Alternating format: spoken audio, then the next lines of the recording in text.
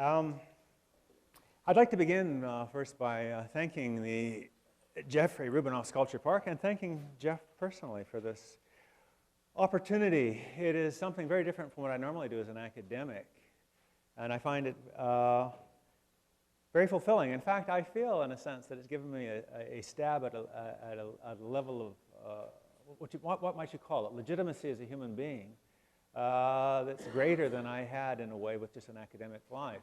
I'll describe it very briefly. As an academic, I've been trained to seek the truth and then try to come up with a conception of it and show that it is true. What I'm trying to do here is a little different. I'm trying to nurture a possibility. I'm trying to show something that could be the case in such a way that people could see how it could be the case and then try to make it real. So I'm trying, as it were, at this point, to engage in the process of changing reality rather than describing it. And I find that a wonderful thing personally, and hopefully it might be good for others as well. So I'd like to thank you, Jeff, and thank the park. I never would have dreamt of doing this on my own. Now, I'm going to begin by reading the introduction, just to give you a sense of what the paper's like. But most of the time I'm going to talk simply because the paper's too dang long, Wayne. Too dang long to read.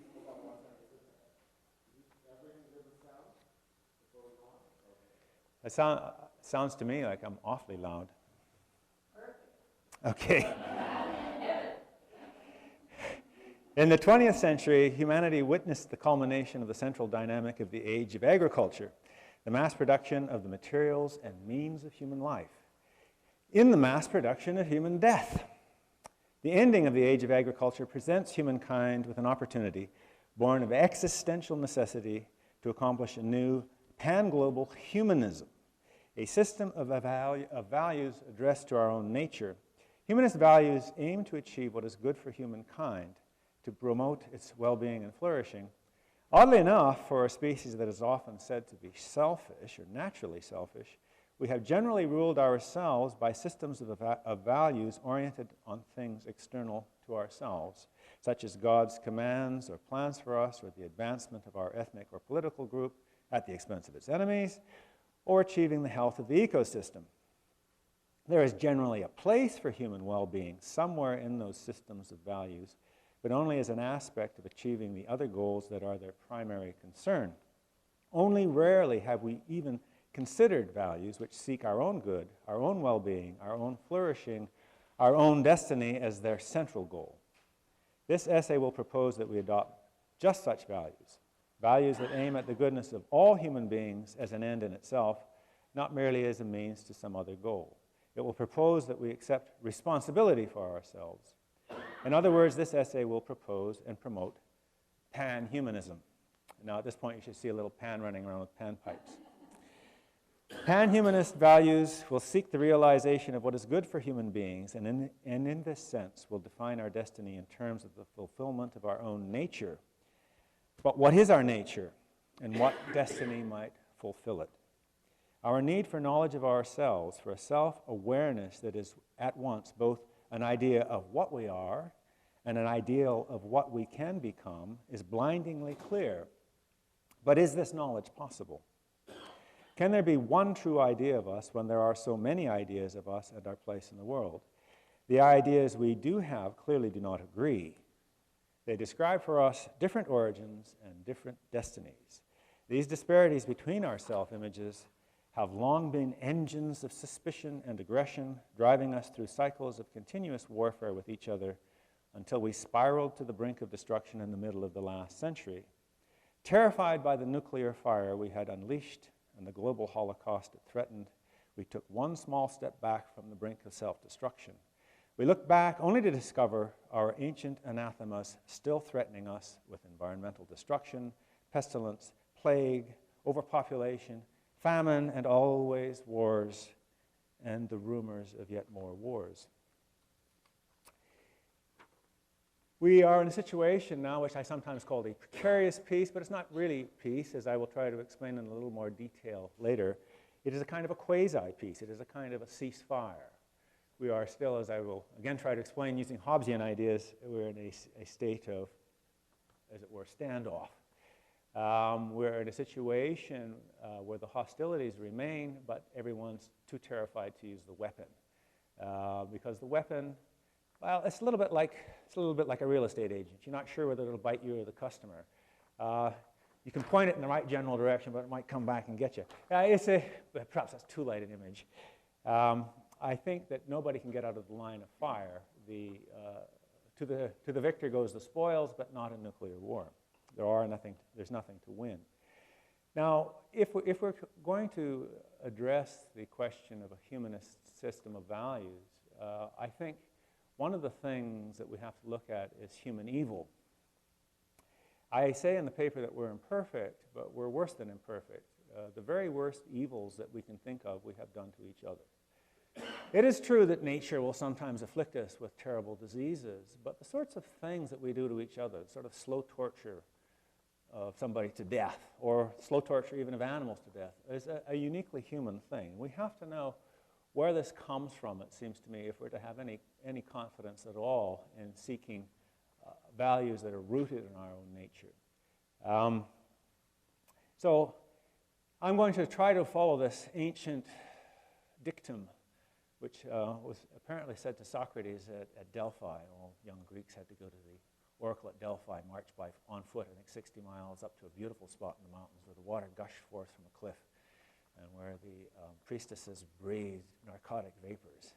And they would say things. And they said to Socrates, "Know thyself." And this launched philosophy as we know it. I'm going to look, first of all, at human freedom, and I'm going to make that the centerpiece of humanism, partly because this is traditional, but partly because I think it is right. Freedom is paradoxical for us at this point in history. It's paradoxical because we see ourselves as part of the natural order. And the natural world, so far as we understand it, is ruled by iron chains of causality. Immanuel Kant said something like, and I guess I got it written here, it is as impossible for the subtlest philosophy as it is for the commonest reasoning to argue freedom away. People can't picture themselves as not being free, is what he's saying.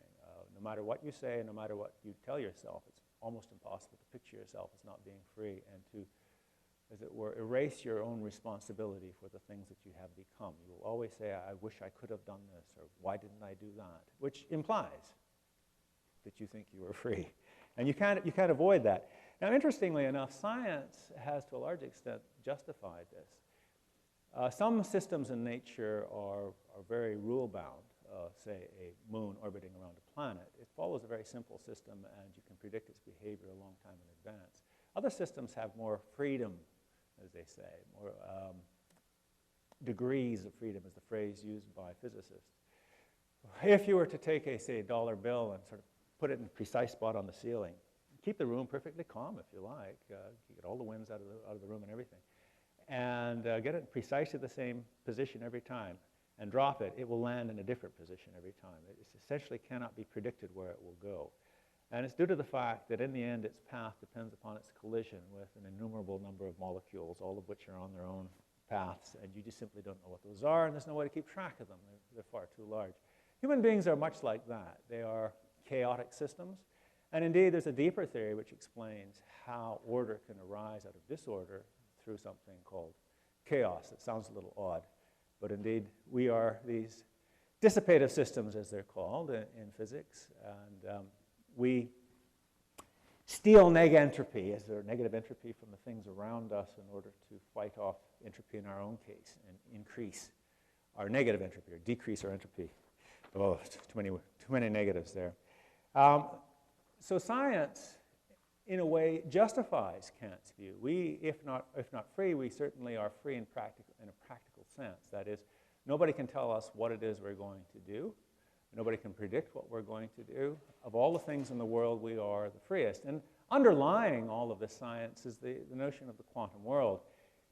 It isn't really understood by most people, even philosophically, what quantum mechanics means. Quantum mechanics, as far as we can tell, is true, and maybe one day we'll decide it's not. But if indeed it is true, then it is impossible that at the micro level the world is determined.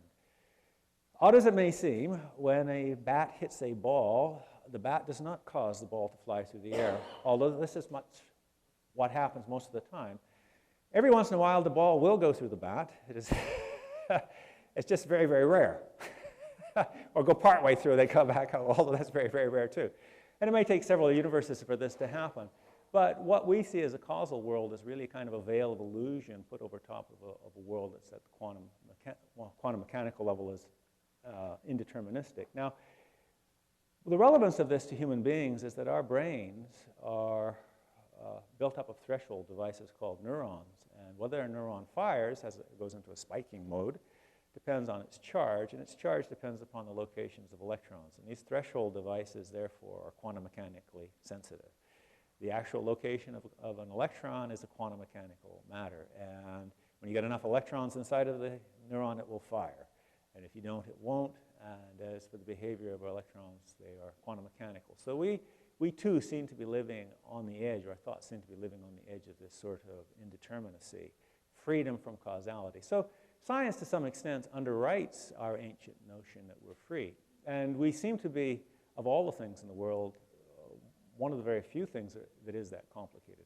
I mean, most of the world's pretty damn boring. I mean, most of the universe. I mean, you get a hell of a lot of empty space, a lot of empty space, and every once in a while you run into a thing called a star, which is mostly, say, hydrogen, miles and miles and miles of hydrogen. Very, very boring. Occasionally you'll hit a sort of second-generation planet like ours that got more chemically complex, but a hell of a lot of water there, a lot of rock, boring, and then you come across a living cell. And in that living cell, you see more structure, in a sense, than you see in the entire world around it. It's a very interesting thing. And we are, amongst the cellular forms of life, the most complicated form of that form of life. So I'm going to claim that we are manifestly free. And I'm going to go to this notion of the manifest. The manifest is linked a little bit to some of the things I've been saying before. I believe, and I think most people will agree with me, that our nervous systems are set up in such a way that we perceive certain things in the world. We perceive a table as solid. It isn't solid. It is, in fact, mostly empty space with little point particles. Points don't occupy much volume, as you know. None at all. But little point particles buzzing around in this space. But science explains to us why it looks solid to us. It looks solid to us because our eyes respond to wavelengths of light that are too long to penetrate the spaces in between the table. Right? So the table to us looks solid. And it feels solid because it's very improbable my hand can go through it, and so on. So science, in some sense, justifies our forms of perception. And we're told that those forms of perception evolve precisely because they allow us to survive, though the underlying reality is these quantum mechanical entities, these atoms and other particles in the void. Our manifest world is filled with lions, tigers, dandelions, houses, waters, food, kids, and these sorts of things. And science explains to us why it should look that way. Now, I think the manifest is something that all human beings have in common. We're built with more or less the same sensory mechanisms with some variation. And I think that manifest world, the world that we all see, is the natural medium for us to communicate with. And I think that brings us to door 2. So door 1 and door 2. We can read it on the screen there. Door 1, humans are manifestly free. And what I mean by that is in terms of what we can see and understand, we are free. The humanly manifest, door 2, that which is accessible to the senses of human beings, is the natural medium of communication for humankind. There has been an ancient tradition which says that our ideas are built upon those things that we see, that ideas are tags for the things that are perceptible to us. Now, I don't think that's far wrong, and I'm calling these doors. Now, this is interesting. Manifestos, of course, are quite popular. You may have heard of the Communist Manifesto. There was a couple of dudes there, Marx and Engels. It was the guy Marx who said, "These are my principles. If you don't like them, I got others." That was Groucho. But then there was Karl. He says, "These are my principles, and I've written them in a manifesto," which I call Communist Manifesto. A manifest originally was the list of things on a boat. And I'm trying to think of the new humanism in a way that is not involved in divisive narratives. So I'm thinking of these as doors. things that could be realized, things that are there in some sense, but are only realized by us going through them. They hover somewhere between actualities and potentialities. But indeed, everything does. I mean, this is a piece of glass which is actual, but it's potentially a bunch of shattered bits on the ground. We won't try to realize that potential. Right? But you don't know what a glass is unless you know what it could be, in addition to what it is now. If you don't know that a piece of glass is sharp, that it would cut you, that could shatter, you don't know what glass is. Human beings are the same way. We're filled with potentials, and I want to talk about those potentials and to increase the possibility of a certain thing happening. So I'm going to call these doors, okay? So door one is that human beings are manifestly free. Door two is that we should communicate through the humanly manifest. Let me say a little bit about that. Now, we would like to know what's wrong with us in a sense. I think human beings are aware in some sense that their form of life is imperfect. We're always wanting things which aren't there. We're always feeling pains which sneak up on us. We're always regretting, resenting, hoping. That's not all that we do, but these things happen to us. Now, one of the things that religion did was give us an explanation of the fall, and we were made responsible for it. The general justification for evil in the world from a religious point of view is that it's our fault. It's our fault because we're free. We could have chosen to do the right thing, but indeed sometimes we do the wrong thing. We often do the wrong thing, we're told, simply because of our refusal to bow down. I've always liked that, actually. I mean, Milton's Satan is the first romantic hero that I see. I always liked that, the fact he didn't bow down to God. I mean, at one point, Milton's Satan's saying, come on, guys, let's get up there and let's go up there and let's poke God in the eye. And all the devils are saying, oh, man, are you kidding me? We'll never win. The guy's got all the cards. He's got all the guns, man. He's going to shoot us down. We'll be killed. We'll be thrown in the lake of fire. And Lucifer says, oh, come on, just poke him in the eye. We got to do. I said, yeah, poke him in the eye. Loaded game. Anyways, I love the rebelliousness. So I've never quite bought the idea that the rebelliousness as such is the flaw in our nature. But that we freely choose to do the evils that I'm talking about is precisely what makes them so evil. Okay? I mean, if somebody catches, they get bit by a rabid animal and they die an agonizing death, this is not evil of the same form that would be caused if I captured that person and tortured them, cause an agonizing. That's much more evil. The fact that it's done voluntarily is precisely, in a sense, what makes it evil as opposed to simply bad. Rabies is simply bad. Evil is intentionally bad. Right? It's the things we do intentionally. So I think our own freedom is the source of evil, but then we have to also balance on the other side the fact that our own freedom is a source of enormous good. Right? People do enormously wonderful things for each other. They make enormously wonderful sacrifices. It is, in fact, the ability of the human male in particular to sacrifice itself for the tribe. I think that's a wonderful thing. I mean, that is a glorious ability, the fact that we can sacrifice ourselves for the things that we love. And in fact, I think I speak not just for males here, but the females in the room as well. I think at that moment, when you realize what you will die for, you suddenly realize what you will live for. At this moment, when you see, yes, I would give up my life for this, you suddenly find what life is about. And you get a rush. You got a little baby, right? And you say, you feel that. You say, yes, now I know what it's about, right? You know, I know it. But it's also a very dangerous thing, right? So this freedom, this paradoxical peace that we have, this paradoxical freedom, they are tied together. Now, there is a scientific picture of the source of our evil, and it is a picture that is in very close agreement with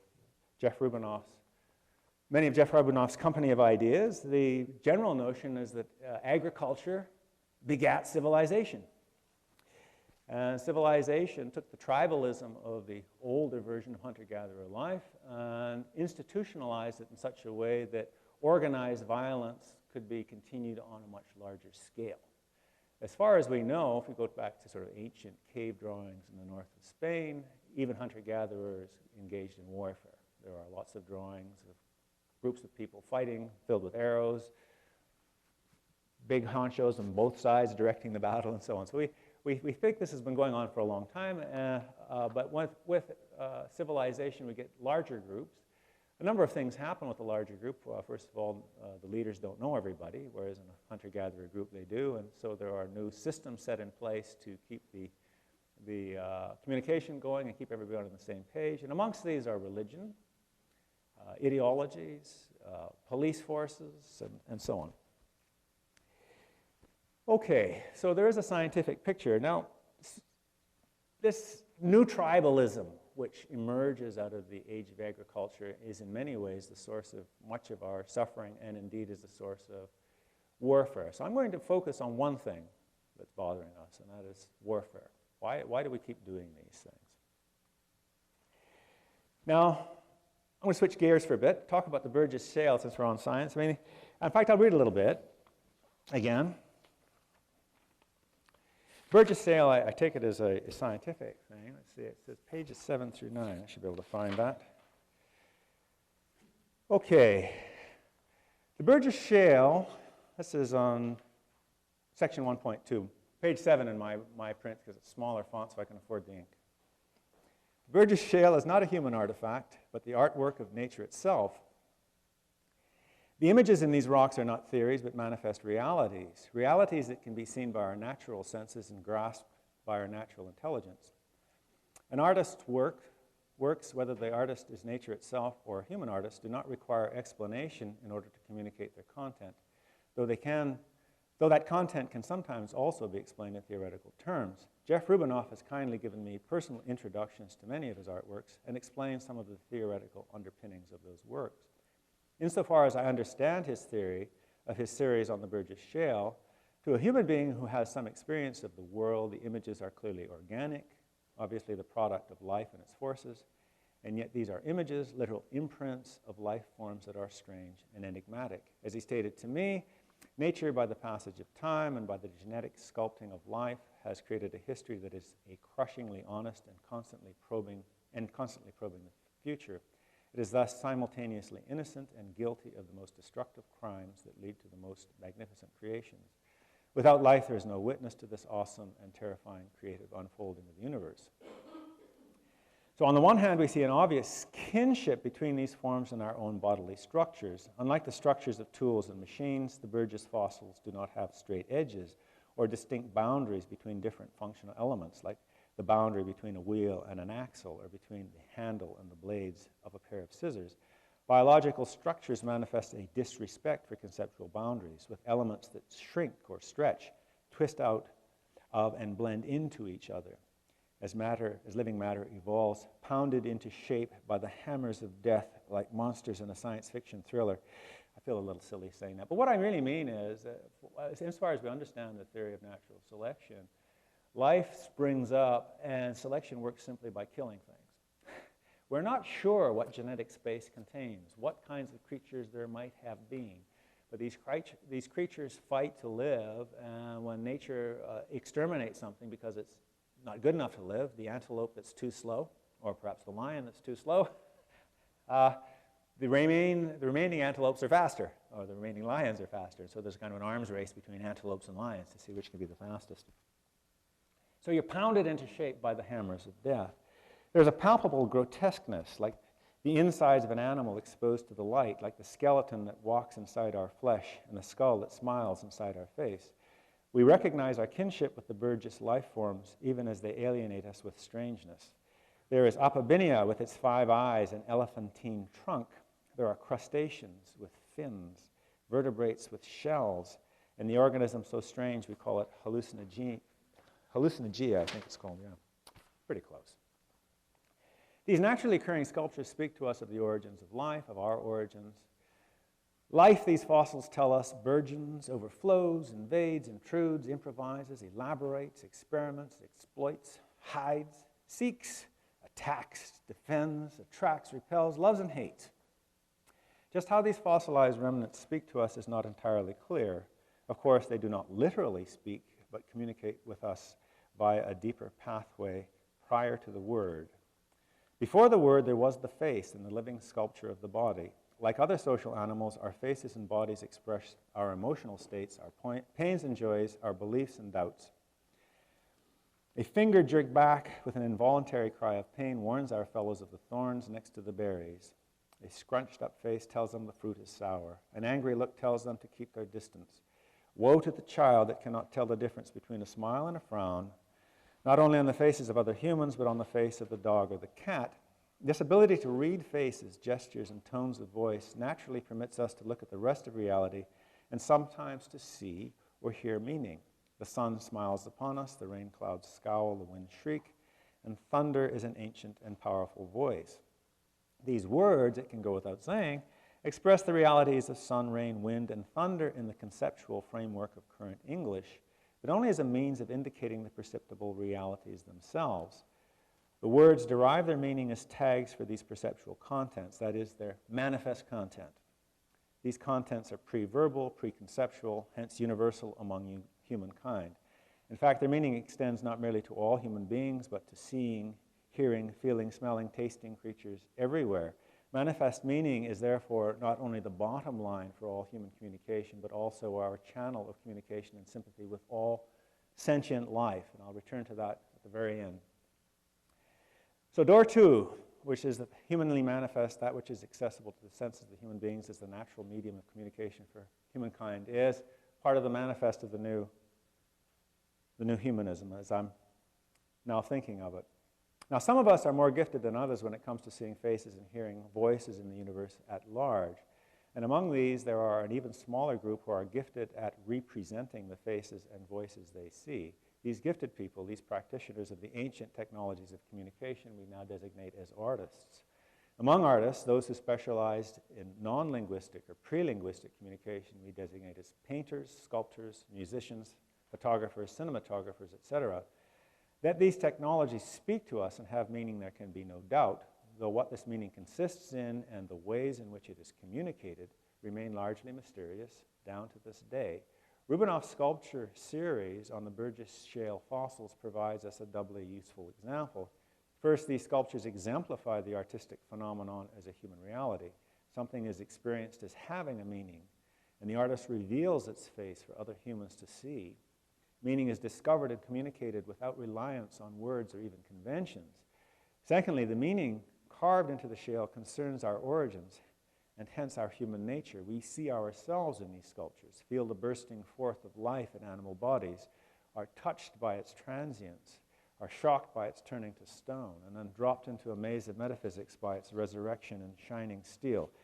In this pre-verbal exchange of meaning, one thing speaks loudest, and it is this: we are the magicians of meaning.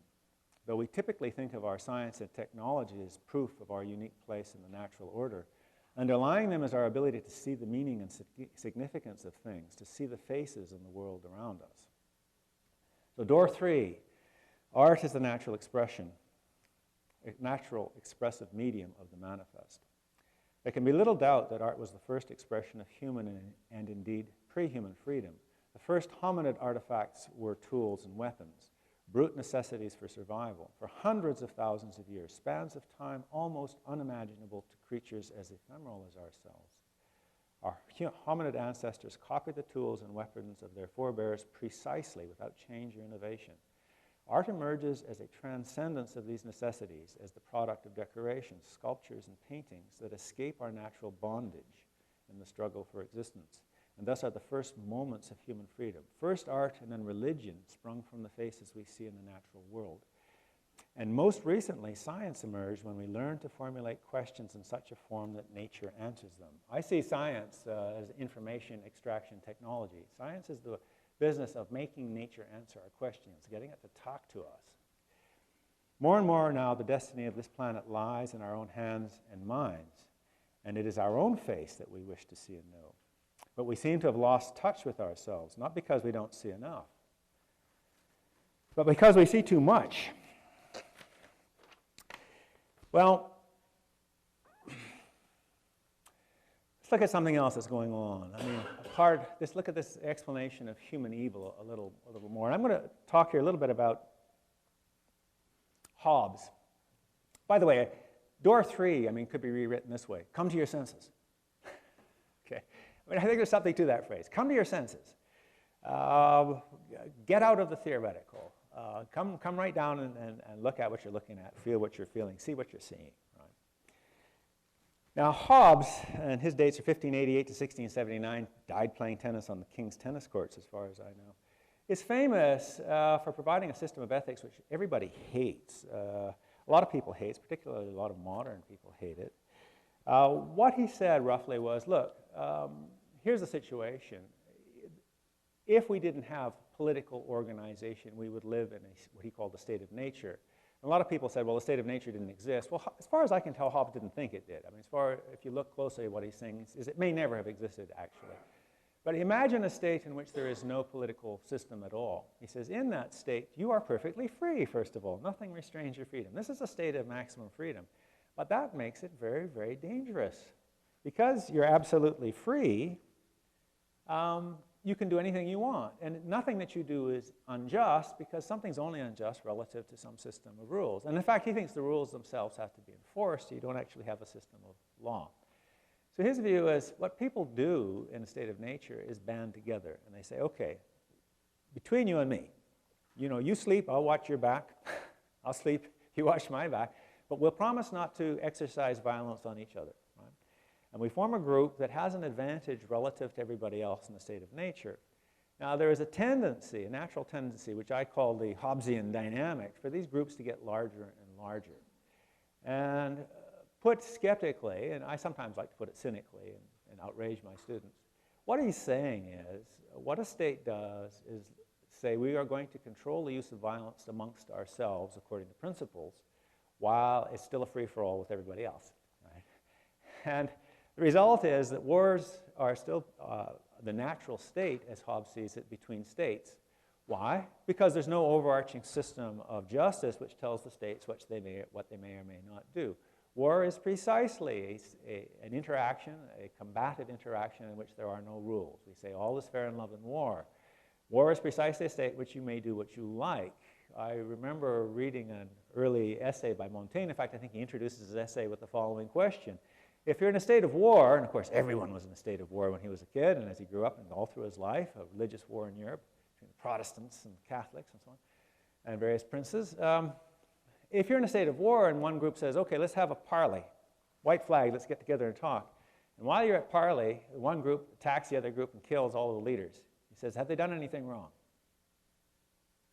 And all of us want to say, of course, dirty, sneaky people. He says, no, of course they haven't done anything wrong. They're at war, you fools. They're at war. When you're at war, you can do anything you want. If they're foolish enough to come in like that, then they're foolish enough to take the consequences. Everything's fair in a state of war. So that's precisely, I think, what Hobbes has in mind. Now, we are in a state of quasi-peace, and I think Hobbes says the nature of war, and this is on, I'm sure, just above heading 2.1, page 10 on my print. The nature of war consists not in actual fighting, but in the known disposition thereto during all the time that there is no assurance to the contrary. We are, in Hobbes' terms, still in a posture of war, since our politicians and warriors, quote, have their eyes fixed on one another, that is, their forts, garrisons, and guns upon the frontiers of their kingdoms, and continual spies upon their neighbors. Of course, now we don't need the forts, we have missiles and so on, but we're all armed to the teeth, and we're each looking for advantages, but nobody can make the first move. We're like two wrestlers circling. So it's not peace at all in Hobbes' sense. We're in a state of war.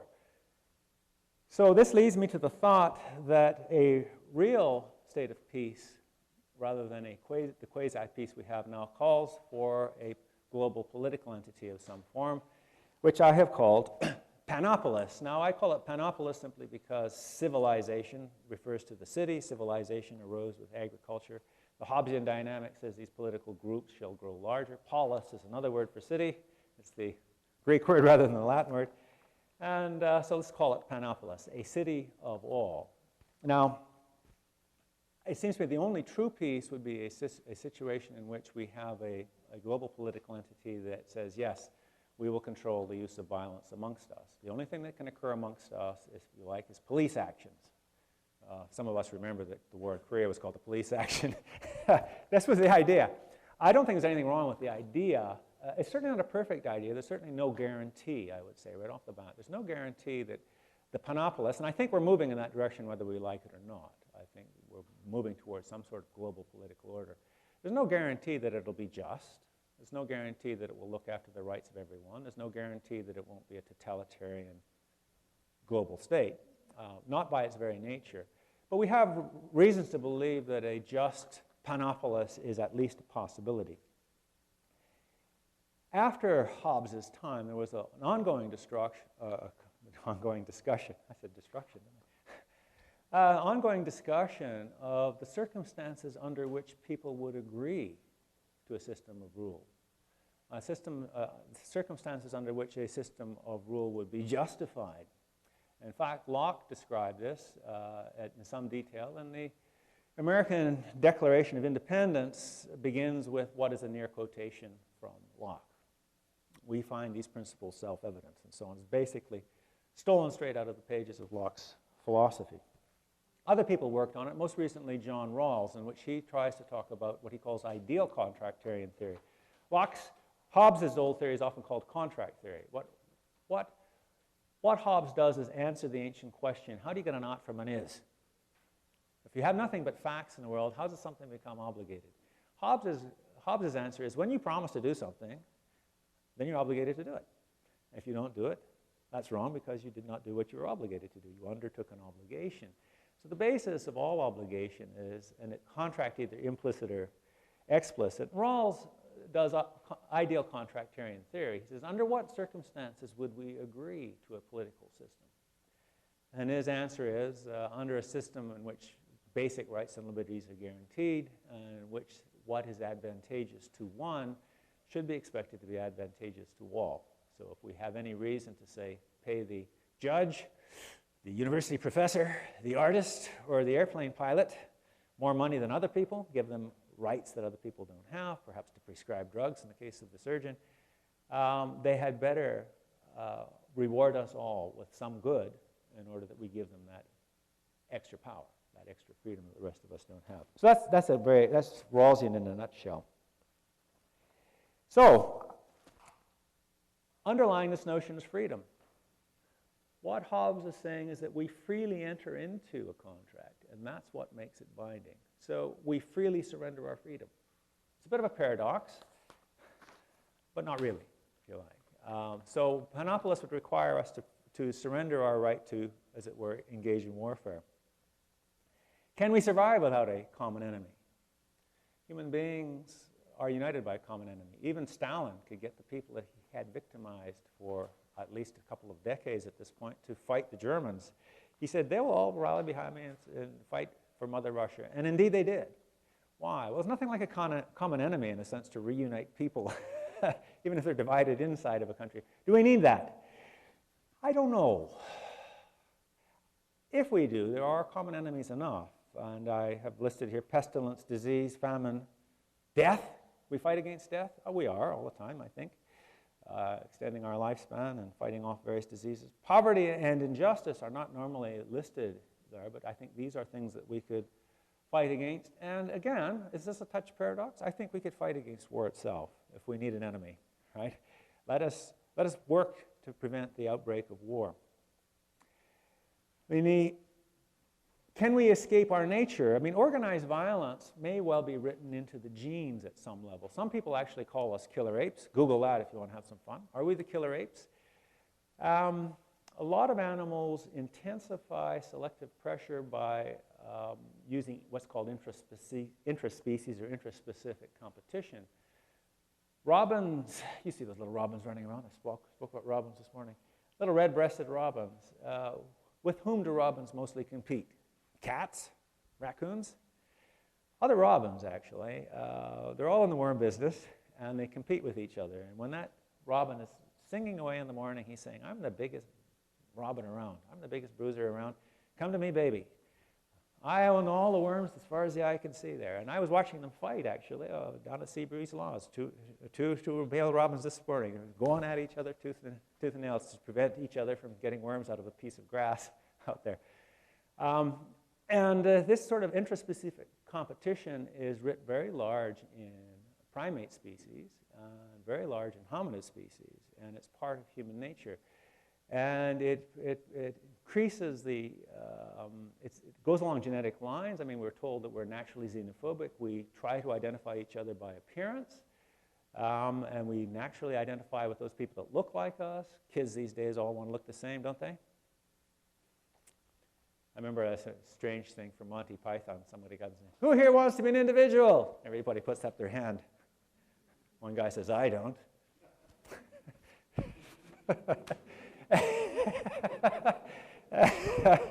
Oh, God. Anyways, so we've intensified this selective pressure, but I don't think we need to always be at each other's throats. I think there comes a point when this can be overdone, and I think there are ways for us to get along with each other and look after the weakest amongst us. In any case, this next century, I think almost certainly genetic evolution will become irrelevant. It is largely irrelevant for human beings because I think cultural evolution has by and large superseded it. But this is the century of biology. Last century was the century of physics. Our new nuclear weapon or the equivalent thereof will occur in the biological domain. I'm quite sure of that, although I'm not quite sure what it will be. In any case, we will take it over and there will be no bald people anymore. We will design everyone so that they're not bald. At least that terrible anathema, that curse placed upon us will be gone. The history of humanism. How much time am I going all right?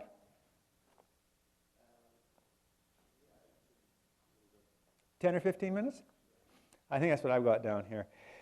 A very brief history of humanism, and I've picked out one person, Pico della Mirandola, and I think that's slide 2 there. He lived a very brief life, 31 years. It reminds me of Mozart or something. Mozart. He was in a group of Italian thinkers, and the origins of this are rather odd in a way. I mean, for one thing, these people began to say, look, we have to start looking after ourselves here. Why don't the sewers work in Rome? Why don't we have enough water? We can't just pray for these things. The church itself had recognized sometime earlier, there was a very popular mystery play which was called Tristan and Isolde, which went something like this. Isolde and Tristan are king and queen, and Isolde's having an affair. She's having an affair with a guy, and Tristan thinks she's having an affair, but he doesn't know whether she is, so he thought, well, I'll use the standard method of proof. And so he calls the priest, and he says to the priest, what would be a good test to see whether she's having an affair? And the priest says, well, you put out 8 burning white-hot plowshares, and if she can walk on those without burning her feet, she's not having an affair. And if she burns her feet, then she's having an affair. Trial by ordeal. God will come down and solve it for us, right? It's the otherworldliness of religion. And so, anyways, as she walks up to the burning hot plowshares, she falls into a swoon into the arm of a beggar man there, who is, in fact, her lover disguised as a beggar man. Fades away, comes to, and they said, are you okay? And he says, yes. Have you ever been in the arms of any other man beside your husband? She says, no, no, except for this guy, of course, here, right here, that just picked me up now. And then she walks across the plowshares, and she doesn't burn her feet. They were beginning to realize this is crazy. Of course she'll burn her feet. God's not going to come down and solve our problems of justice for ourselves. We have to solve our own problems. So they began to lionize, first of all, human freedom. We are free creatures, and with freedom comes responsibility. And with that responsibility comes the obligation to establish peace and justice amongst ourselves. That's our first obligation. And secondly, we have a right to the earth as our own domain. The earth is not merely a testing place strung halfway between heaven and hell in which people are sorted into sheep and goats.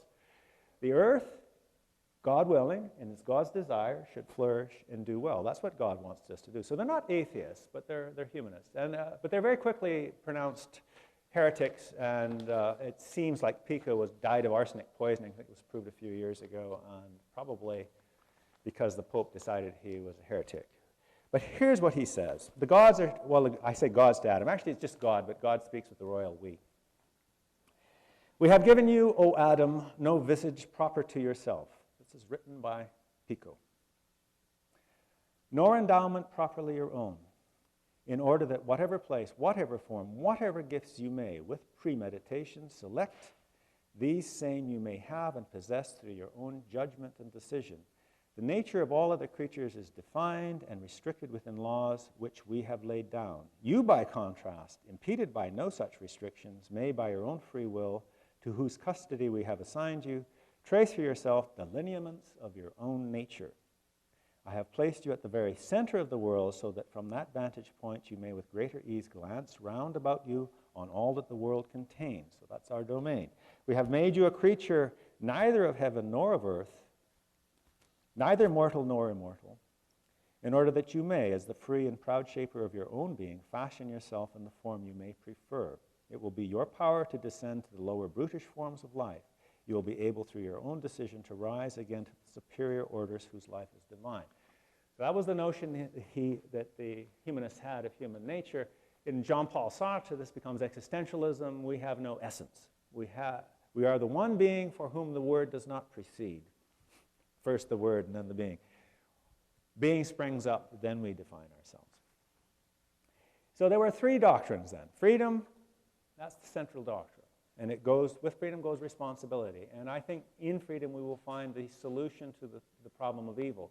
I think our freedom terrifies us. I think our freedom linked with our mortality sometimes twists us and makes us do horrible things. But we have the freedom as well to do good things. We have the freedom to overcome our problems. And I think in many cases the theories of the fall, theories of Satan and so on have only made problems worse. And I think perhaps we can do better.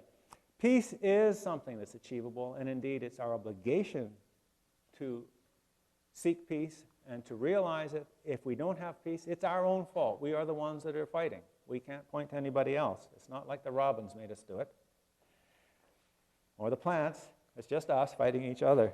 And the earth is our domain. Now, modern humanists, and there have been three American humanist declarations, for instance. I've got 1933, 1973, and 2003, so they're coming more and more rapidly. Pretty soon they'll be coming at the rate of one a day, I suppose, if you wait around long enough.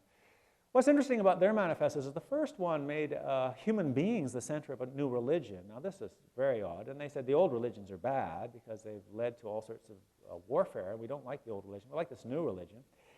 That didn't seem very sensible. 1973 focused more on science. The first one liked science as well. We prefer science to religion. Science is the truth. The last one in 2003 makes passing references to the divisiveness of science, of religion, and the possible solution in science. But I find this opposition to religion a problem. I think part of the reason humanism hasn't caught on, modern humanism, is because of its opposition to religion. I have a lot of worries about religion. I mean, I was raised to be religious, and then I developed contempt for religion. I began to see religious people as marginally insane. And now I begin to realize something else that's going on, and that is people need consolation. I have seen so many people turn to religion in periods of stress. Science, I'm afraid, does not provide us much consolation. Religion, for some reason you can't quite put your finger on, does. And I see religion as an attempt by people to make sense of the world, not merely in terms of its facts, but in sense of their own values. How do we make sense of this in terms of values? So you try to figure, why would I suffer? And the usual answer is either because I'm dumb and I need to be trained, and training is always difficult, you know, or because I've been bad. And I think this is a natural thing to do, although perhaps it's mistaken.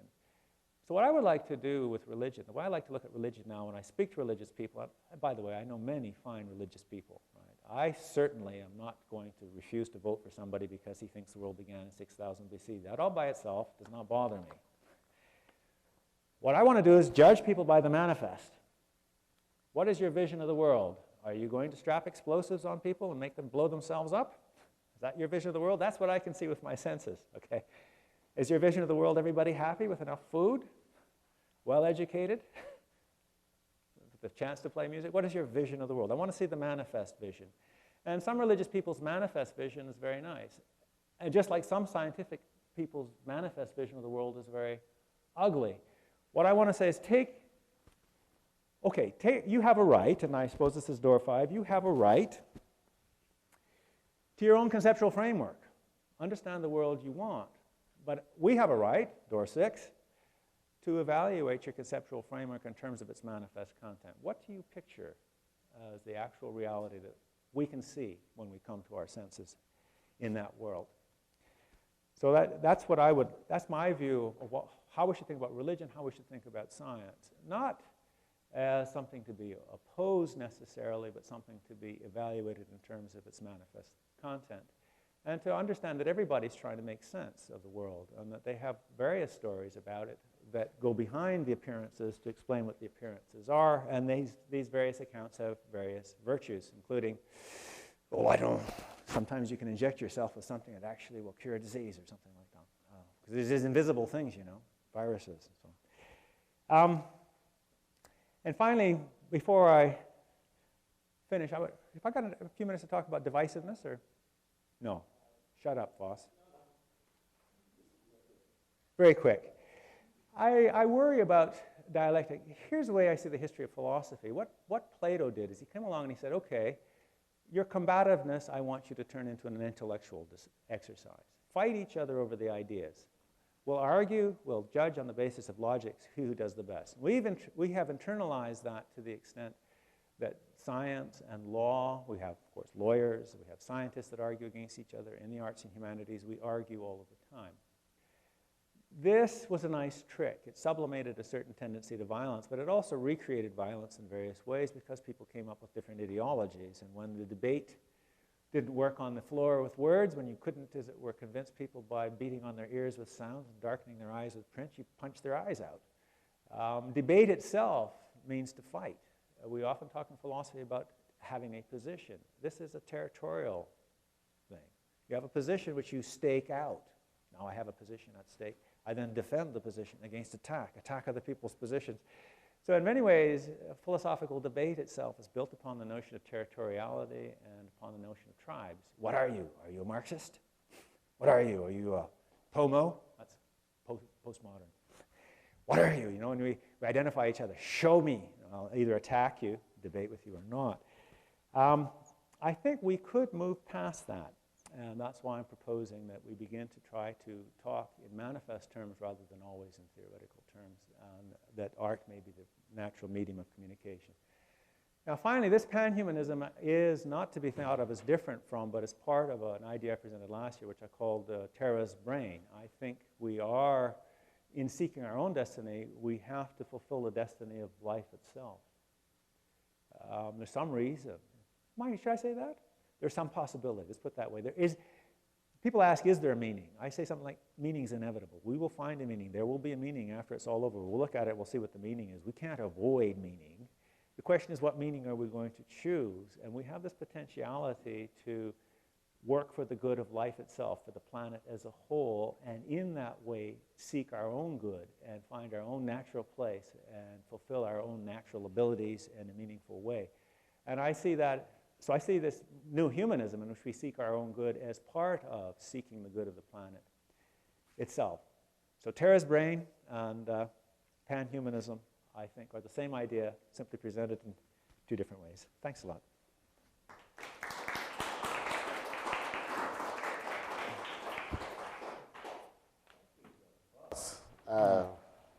For also condensing an enormous paper into a presentation. That's great. I'm positive that there are comments. I'm hopeful that there are comments and questions. We do have the wireless mic, and as well for the audience, there's the wired mic. Perhaps me and Jenny can share this one. Yeah, I'd like to open up the table first to anyone who has a comment here, and then after that we can go to the audience. Does anybody want to start us off with an observation or question? Yeah, Dr. Bash. I liked what I heard.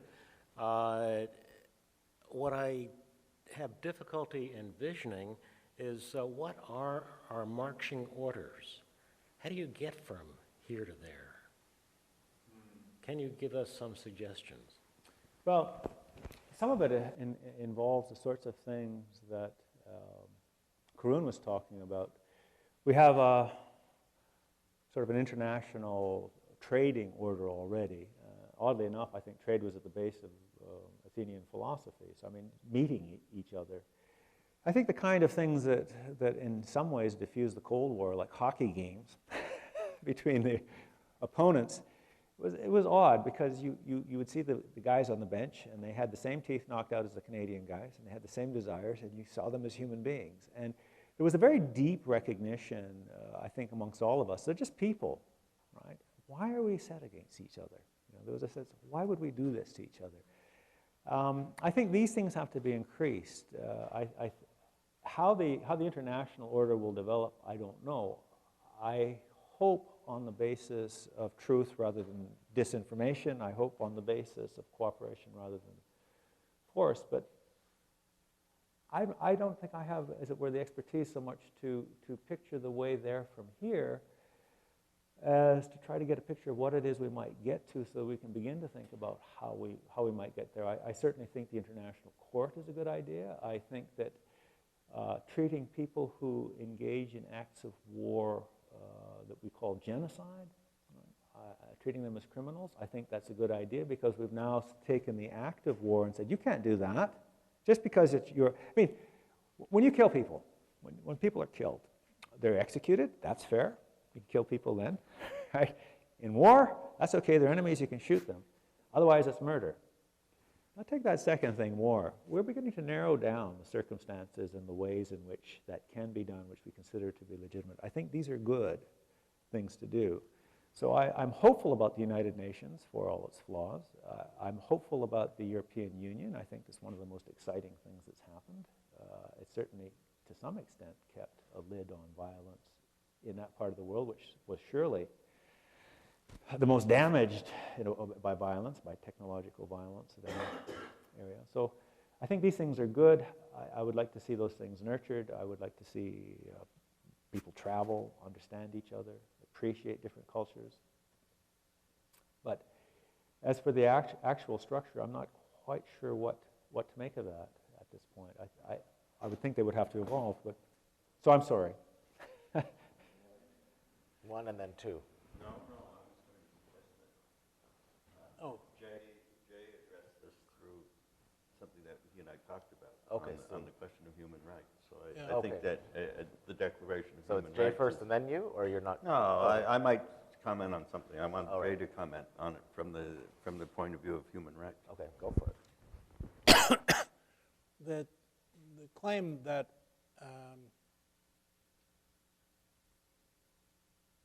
human rights involve individual freedom has been trumped by a definition of human rights as the restriction on the sovereignty of the nation state. And the difference between a European and a North American view of human rights is precisely that. The notion of individual freedom is so deeply ingrained in the American Constitution and Declaration of Independence and in Canadian documentation that the choices seem to me to be precisely in door 4, because you talk about stopping war, but then you've got the phrase protects the rights of all human beings, which you didn't talk about in there. And the link between the first part of that and the second is critical. The Universal Declaration of Human Rights had it in 1948 that those countries that violate the lives of their own citizens will violate the lives of their neighbors soon enough. And that the activity of a sovereign state that feels that the rights of their own citizens can be destroyed is preparation for the destruction of the rights of the neighbors. We can understand how people came to that conclusion in 1948, but a hell of a long time has gone past and not much has been done to really turn that claim into more than, I think, normative power. And I don't dismiss that. I don't dismiss it at all. But I'd like to draw you out on this issue of door 4 between ending warfare and protecting human rights. I disagree with you that war is about no rules. War is the most rule-driven set of institutions, and all armies are desperately afraid of there being no rules. That's why they march up and down all the time, is to make sure that soldiers do what they are told to do according to rules. Military law is a very complicated system, sometimes flawed, sometimes terrible, but it's a legal system. And it operates most of the time, of course. So I'd like you to tell me how you unpack door 4 in seeing the protection of human rights as a way of stopping war, and just as the footnote to it. Well, just to comment first about the no rules. I think there are rules within armies, and indeed it's because of those rules that armies work. Right? People do what they're told. What I'm saying is there's no rules about what you may do as an army in order to win the war. That's why you can drop nuclear weapons on people or perhaps use biological weapons. Now, to the extent that we restrict those, that's a positive step because we're saying, actually, we're not going to go into full-scale war here. And if you restrict them enough, you end up with a hockey game or ping pong contest. And if you restrict it enough, right? And I think we should restrict it more, the sort of area of contest. Now, how do we get from human rights from a global system to human rights? Now, I said there's no necessary connection. I think I said that when I was on the way through. There's no guarantee. And we may end, the first political regimes, though they guaranteed a certain amount of civil order, nevertheless did not guarantee human rights. Many of my leftist friends, oddly enough, were opposed to any community of nations, not just the Americans, going into Iraq and removing Saddam Hussein on the grounds that it would cause civil disobedience. A breakdown of the civil order, which they thought would be more horrifying even than Saddam's routine abuse of his own population. And I used to say, well, no, that's not so, I don't think, at least on utilitarian grounds. But as I began to talk to returning soldiers and so on, I began to think they were right, Actually, now everyone's under the thumb of the strongest son of a bitch in the neighborhood. They're all can't go down to the grocery stores. I mean, under Saddam, it might have been pretty terrible, but at least you knew how to avoid him. Now you don't know what the hell to do. So in some ways, order is better than disorder, even at the global level. Now, could we come up with justice? I think the link is this. Since in the end we have to freely agree to be ruled, I mean, I think we really are free, and I think the global order will break down if indeed we feel that we are set upon. We will come to the same calculus that Locke came to. I mean, Locke said, okay, supposing indeed the people are being abused by their own sovereign.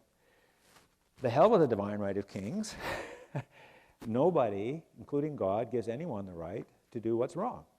And if indeed the king is not working for the good, the commonwealth of those people in his own kingdom, then the people have a right to rebel and reject the king. And I think the same thing will occur. That same dynamic will occur. Now, will it triumph? I don't know. And there's been, as I say, a long discussion of the circumstances under which human beings would agree to be ruled by a political entity. As a matter of empirical fact, the rights of human beings have enlarged over the same period that the Hobbesian dynamic has been at work. That is, as the nation states have gotten larger, free countries have emerged, and indeed, no democratic nation has ever lost a war when it was fighting against a non-democratic nation. I think in large part, I mean, for the same reason you saw what happened in Iraq. The people there will cut and run. I mean, they have no real allegiance to their state. They don't trust it. We, on the other hand, have a deeper allegiance to something that we are more voluntarily involved in as democratic people. So, I mean, the other aspect of democracy that's worked is that it's by far the most efficient economic system if everybody makes their own economic decisions on the ground. It's a little bit like traffic, I think. If you tried to control everybody's steering, tell them where to go at every moment, you probably couldn't do it and there'd be lots of car accidents. But if you tell everybody, look, follow some rules and then go where you want, you can get the system working. But that's another story, I suppose. I suppose the brief answer is I don't know that there's a necessary connection, but it seems to me there is the possibility, and that's what I would like to establish first, the mere possibility. Sequel to the question, I think I'm not satisfied with your answer because you're still working within the framework of a nation state. Mm-hmm. And the concept of human rights is transnational or it's nothing. And what you've described within democracies, within Iraq, within Canada or wherever else, strikes me as being a dead end because the way in which sovereign states operate is to close themselves off from judgments that are transnational, that are supranational. But you're using the term national and state as a fused entity. Is that deliberate?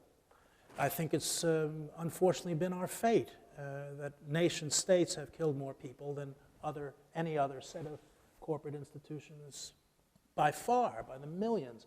Are you talking about Stalin killing his own population or Mao killing his own population or wars? I'm talking about wars. Yeah.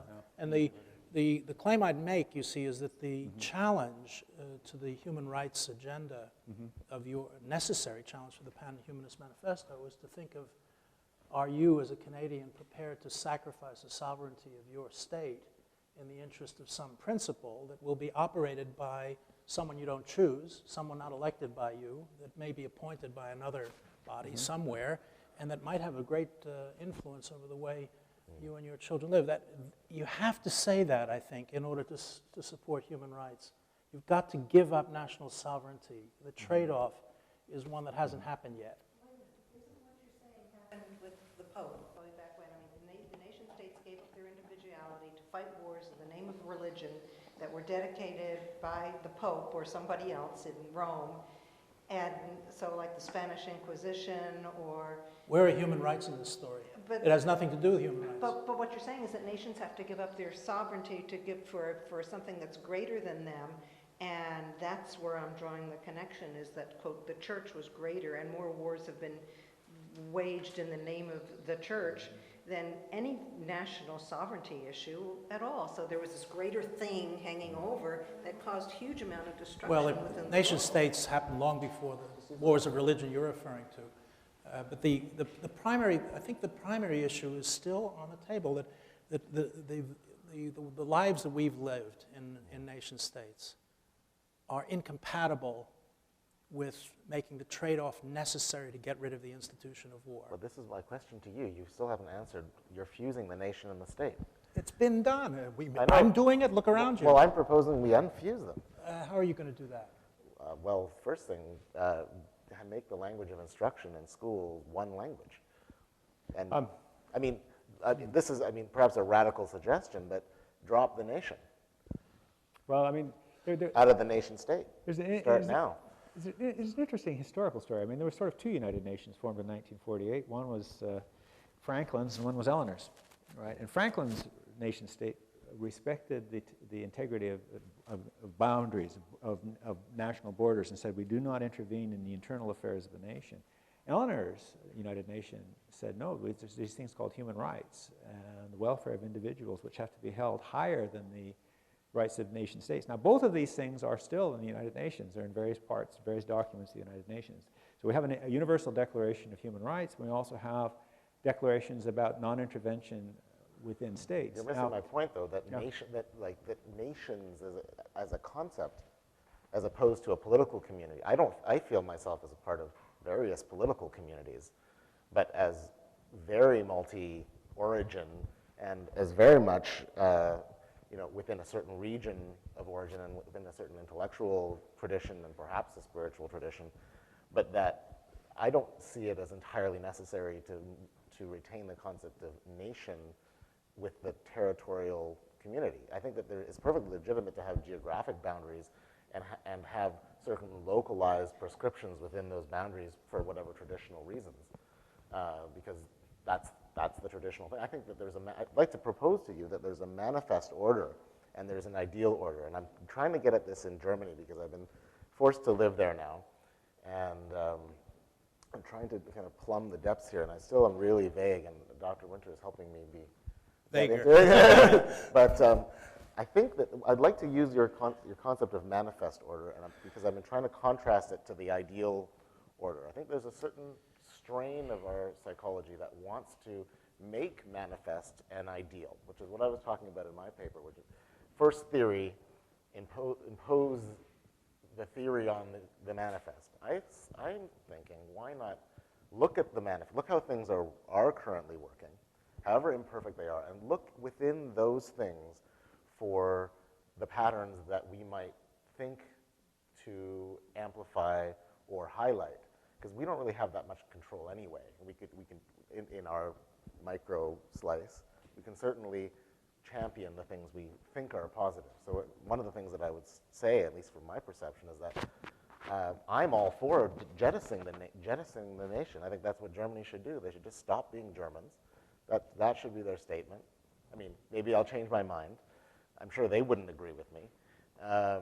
But I think that we should just jettison that whole concept. And if we need to become a united, a federation, global federation of states that freely subscribe to a normative regime, because that normative regime is something that our territory seems to be able to buy into. The way that it works right now, for a lot of global normative regimes, trade regimes, environmental regimes, human rights regimes, all these conventions, you have to buy into it in your own territory. And then, if a certain amount of, a certain momentum builds within these buy-ins, so to speak, it becomes a quasi-global norm, even though you can opt out or opt in. And even in trade, sometimes if there's a majority, it becomes something that's legally enforceable. So my question to you is, that's manifest already there. So what is that? Let me finish. So if that's already manifest, why are we trying to impose an ideal that we're thinking up? That's already what's happening. Okay, now you're at. Yes. Okay, so then the first and most important question on all of this is, what is the lingua franca? Esperanto tried to do this. It didn't go anywhere. English is the language of airplanes. We recognize that. We recognize, the international, is there any place? Oh, Canada. Yes, you still have to speak French in Quebec, but that's isolated. The international language for pilots is English. It is a lingua franca, so that at least at that level, there has been that. But until you deal with the question of language, you're not dealing with the essence of the way that people perceive nationhood. And that's, until you do that, Canada is split. It's split right along those lines, and it just holds right there, and it's over language. This is a strange thing, because, as I said, pilots at least understood that if they don't understand each other, this is a total disaster, and they did come up with a lingua franca. But without a lingua franca, there's no way of even discussing these things. It won't happen.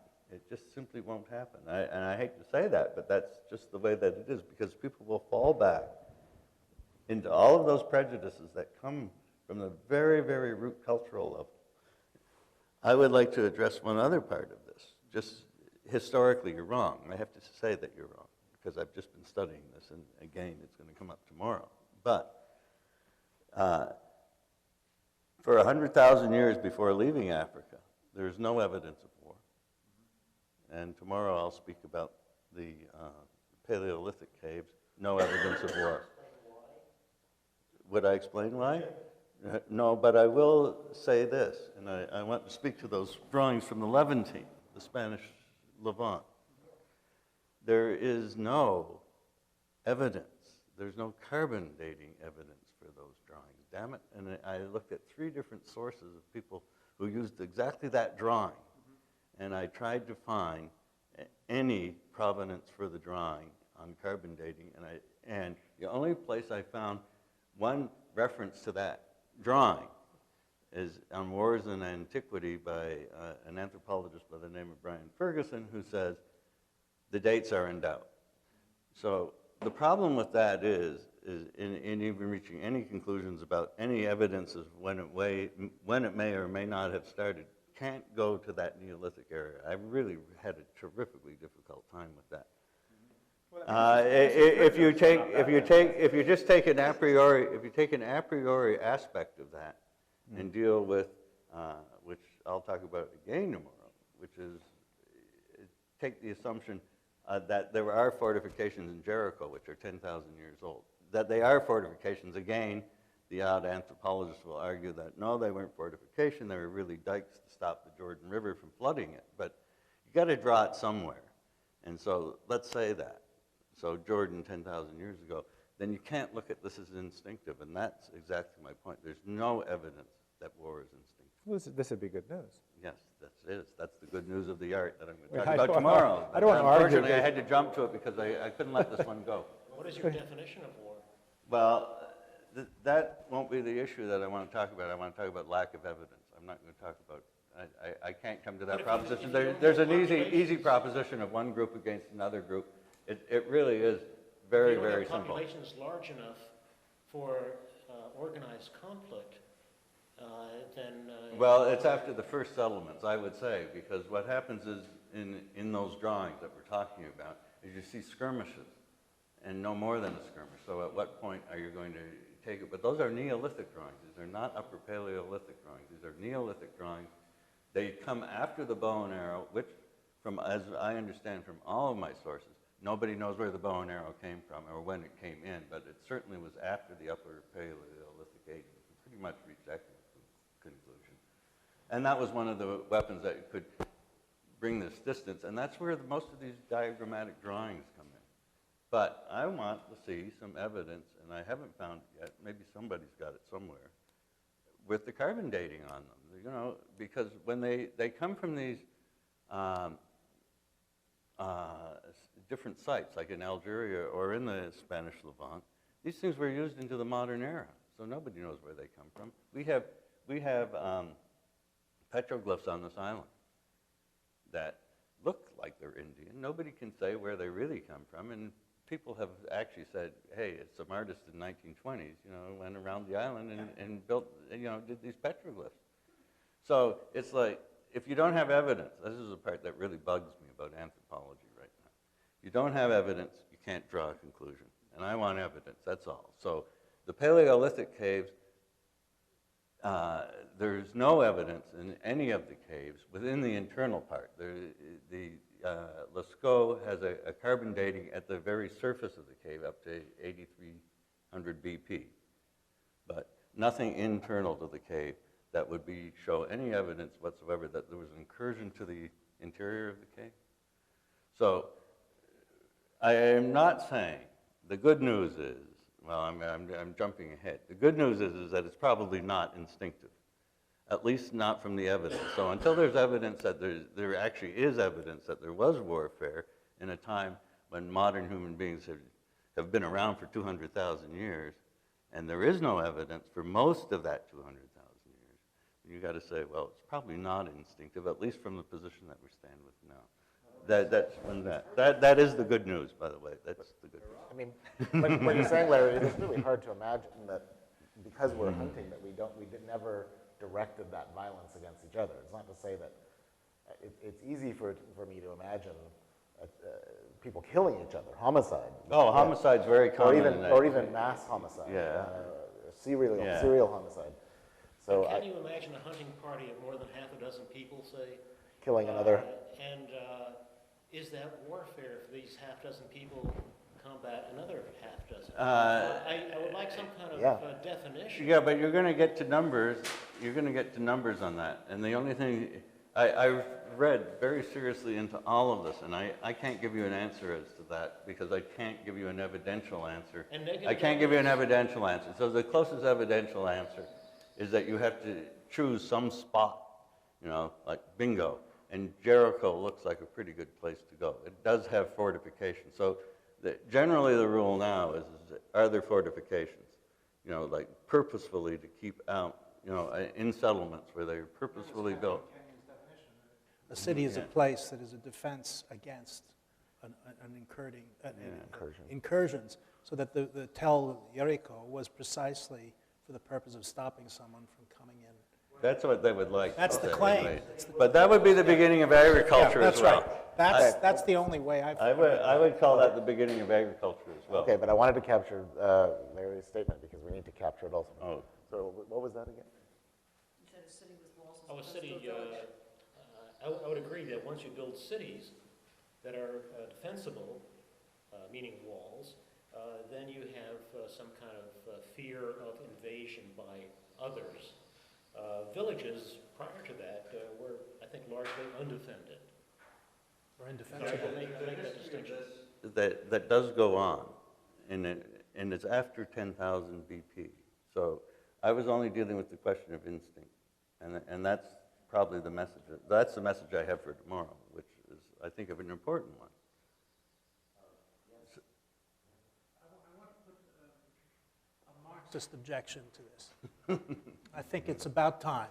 Okay. Since Marxism has been treated as if it's some kind of medieval sect, I want to put it to you that the concept of human rights makes no sense when the concept of human dignity is undermined by poverty and disease of a kind that exists all along these discussions of rights.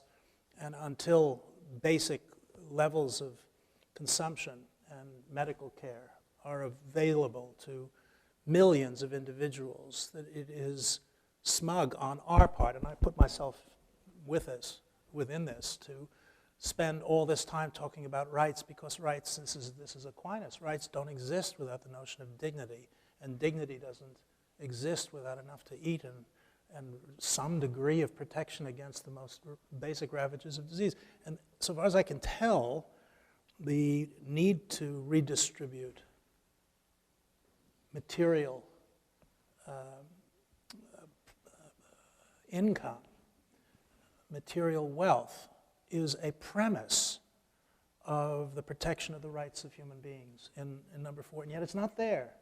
It's not, there isn't any recognition of that. I mean, would you... You mean, I mean that... Well, see, in your own work in Kenya, Yeah, yeah. you must have seen this 100 times. Can I speak to Yes. Because the Economist spoke to this some years ago. And one of the problems in Africa right at this particular time is that there's no clear ownership of land. And their argument was, so this is the anti-Marxist argument, I've if got you it. don't mind, No, not really. that if they had the capital, there's no way that these farmers, they're not tenants of anywhere, but there is no property recognition so that they can actually own their own land and borrow the capital to grow food. And then the second part of this, which they were adamant about, was that the European Union had to open up so that African, so they could trade, and so that they could actually enter the age of international agriculture. Well, oddly enough, I would call that a Marxist argument because it suggests that there has to be a transformation of property rights in order for there to be human dignity, and without that, there are no human rights. I think I agree with you, and I agree with that, but the centralized system, they're arguing very strongly against that centralized system that seems to automatically grow out of Marxism. I'm not sure, and maybe going back to Herbert Reed and other socialist traditions, and African socialist traditions. Take Tanzania, for example. Tanzania, I was just going to say, yeah. That isn't the only way of configuring it. And I mean, I think they would, as entrepreneurial as people are, it's an incredibly communally oriented. At least the experience that I've had, you really have to adjust your concepts for this notion of group, I suppose, group orientation. But it's still so you have loan circles and these social self-help groups active for their own benefit. I still think, though, that I've been struggling with this as well. There is a degree of theoretical, even if unrealized, human rights that people seize on, even though they're not realizable, because the sense of indignation of violating your unrealized rights is still real. So even though you are totally pissed off that it's impossible for you to access law, you still want there to be a legal system, even though you don't have a lawyer and it's the legal system is totally screwed up. You would still prefer there to be something you could appeal to, or in theory have that. I wonder about that. It doesn't necessarily matter that you're it's unreal. I see what you're saying. Of course, it is unrealized. Like, there is law, but you still have to bribe people. I mean, this is an endemic thing in Africa. Yes, there's a legal system. Yes, you could go through the legal system and try to obtain justice, and it's in there in theory. And if you're wealthy, you could hire people and try and press your case, perhaps. But it's just easier to try and avoid policemen and try and avoid the government and not have much to do with them and bribe them if you can and just go to jail if you can and endure it. But I think that there is a preference, and there's a sense of, I think there's a keen sense of preference for having that regime there. And I don't know that, I think it's a chicken and egg type of thing. You want both. You want to be able to have the rights and you want to be able to realize them as well, activate them. But I think that what I was saying with the idea of global norms, and I'm involved in really self-consciously creating prescriptive narratives for global, moral regimes. I mean, this is what I do, right? So, these are operating not on a local level. They're operating, pan-local, and different societies are at different levels of acceptance or at different stages of that. So if I say, young people are the majority of inhabitants of a city, and the cities are exploding in population, and you need to find a way to involve them in politics. In Denmark, they say, that's a great idea. How are we going to do that? Or in France, they say, yes, we'll use this tool and that tool. In Rwanda, they'll say, well, geez, or in Kenya, well, geez, those young people were the ones that burned people in churches. And those people are very dangerous. And I'm not sure if I like what you're saying. So these are, you come up against the different histories of the places. It doesn't mean that they're against the principle of it. They may not be able to activate that either, that particular norm. But there's these, like you said, are they universal? I don't know, but there are human rights that have been defined, may or may not be able to be activated, but it is something that you can still feel an affinity to.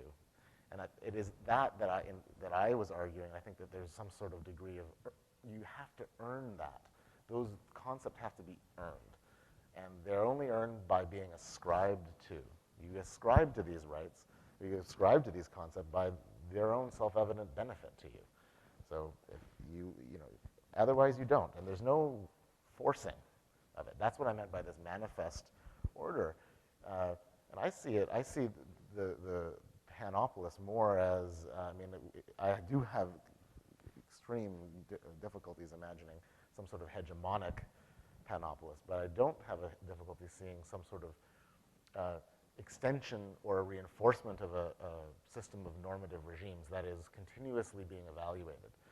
So and things are being jettisoned, things are being added, and it's one of those things that is it's voluntary and continuously updated. I think that's I don't see it as a Pax Americana or a Pax EU-iana. I see it more as this very emergent property of what we've had to already do to try and survive. So that's what I would rather highlight. And that's why I think that we need to move past this idea of the nation. I just personally, I bump into it just in my own life all the time. I can't define myself in terms of a nation. Even in terms of residence, I can't define myself. So I don't mind the idea of a city or a state or a federated EU or even a federated globe, but I don't know what a nation is. I don't know what that is, and I don't know why we need it. Pretty much defined by language. That was my point. Right, which is what my point was why don't we pick a lingua franca and educate everybody? Yeah, well, the lingua franca, but it's one thing to say it. Our people are willing to go there.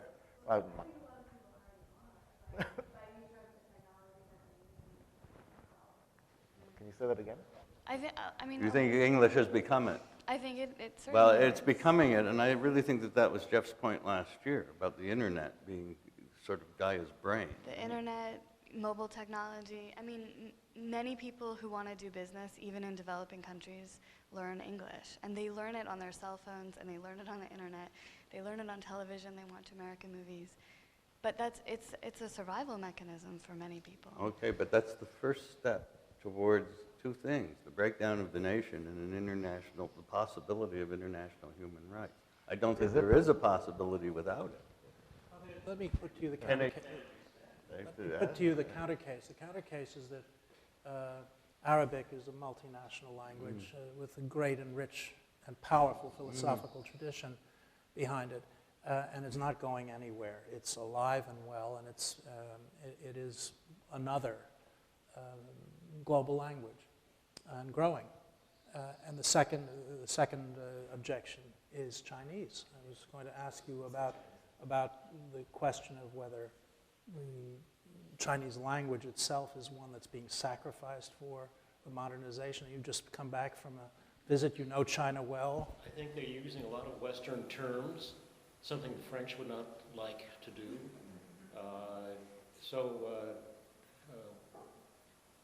Internet technological terms are being adopted. I saw no evidence that Chinese was going to be used any less. We flew around China a fair amount, and it occurred to us to wonder, did the pilots talk to the control tower on domestic flights in Chinese or in English? I would guess Chinese, but I don't really know.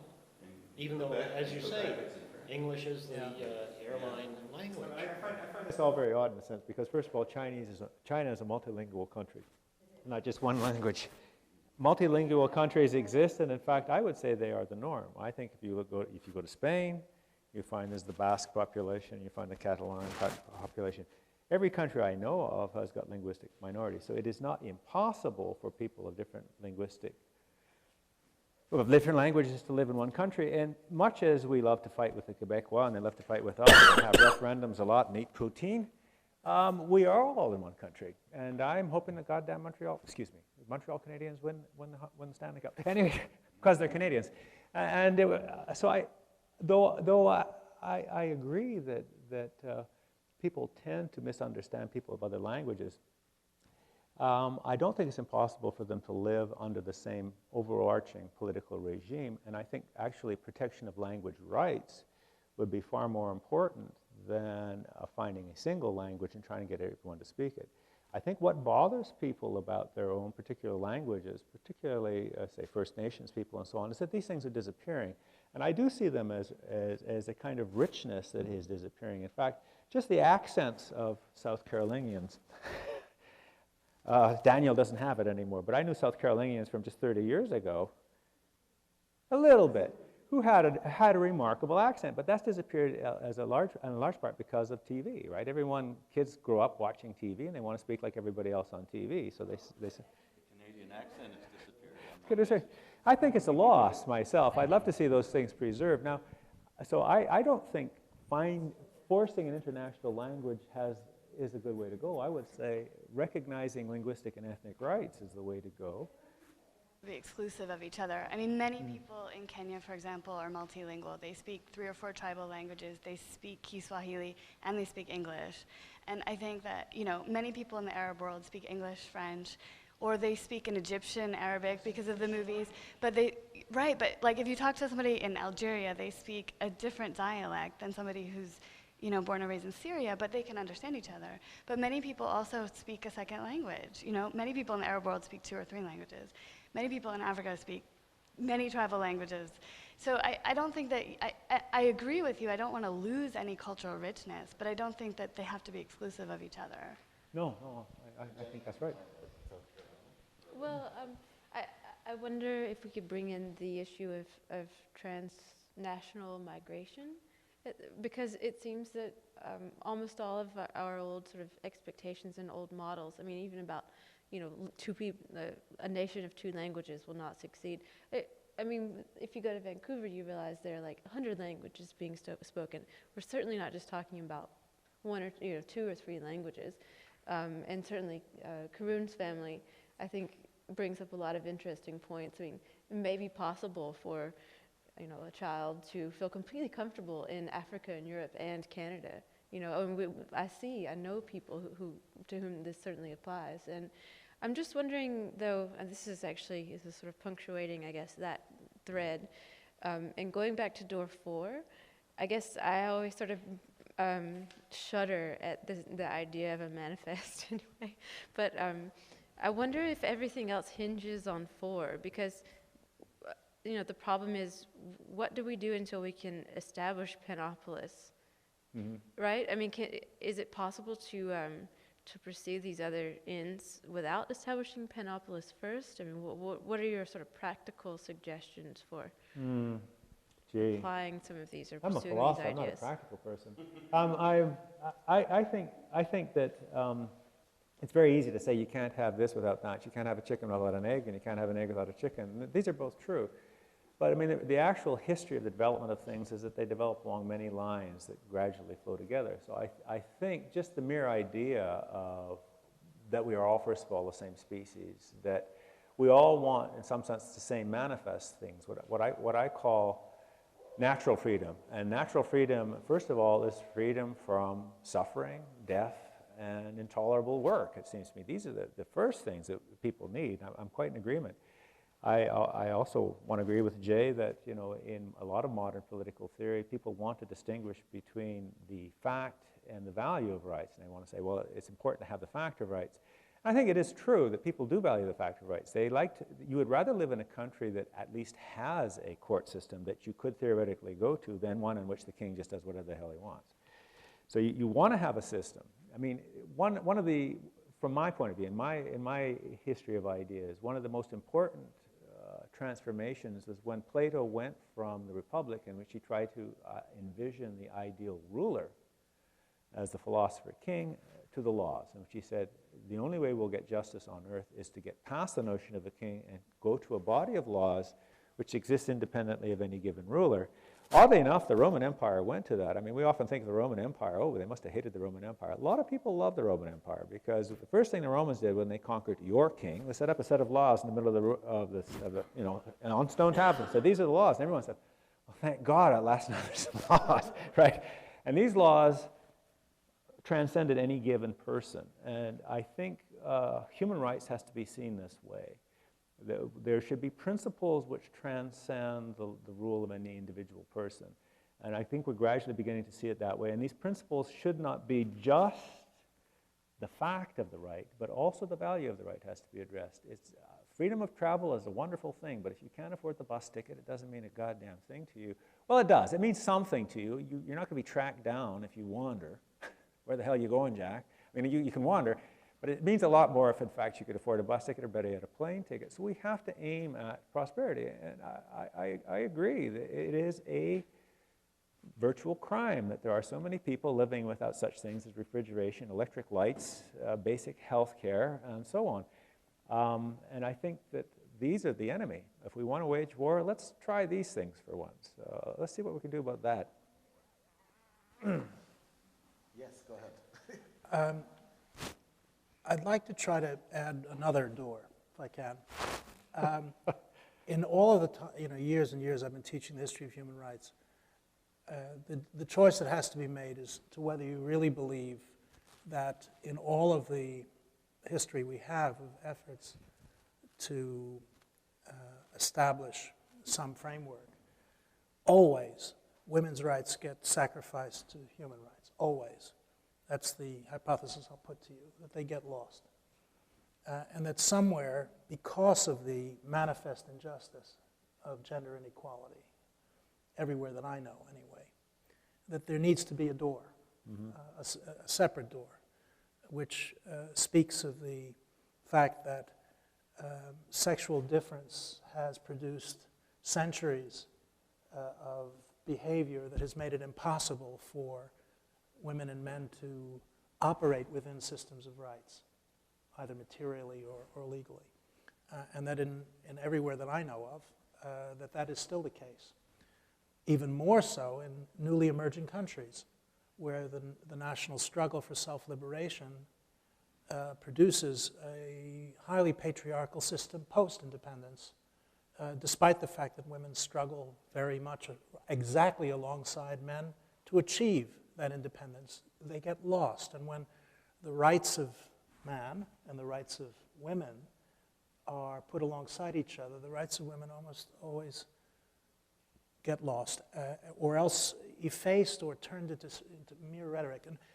And I understand the difficulty of the argument. I do, but I did want to raise it as a real headache in a framework that I admire your courage in developing. Where would you put the concept of gender inequality and injustice within this framework? I don't know where I would put it. The rights of all human beings at the end of phrase 4 is the only reference at this point. I mean, there are three things here. One, the freedom of human beings. The achievement of peace, the middle one, is just the old humanist idea that we can achieve. The 7 is the idea that the earth is our domain. I've taken those three ideas and I've tried to introduce in here a couple of other things that have to do with trying to address the problem of divisiveness. Because I was asked, how would you address the problem of divisiveness? It is so easy for us to begin to compete, and there's a kind of competition going on here in a way, but I think it's a fruitful one. And so that's what the rest of it is about. But I still think that achieving rights is important, achieving rights for all sorts of people. I think there's other kinds of inequalities, but I quite agree with you about human rights. And of course, you're worried about it in particular because the Equal Rights Amendment was defeated in the United States, much to, I mean, I think the amazement, surely, of the rest of the world. You don't agree that women have equal rights? I mean,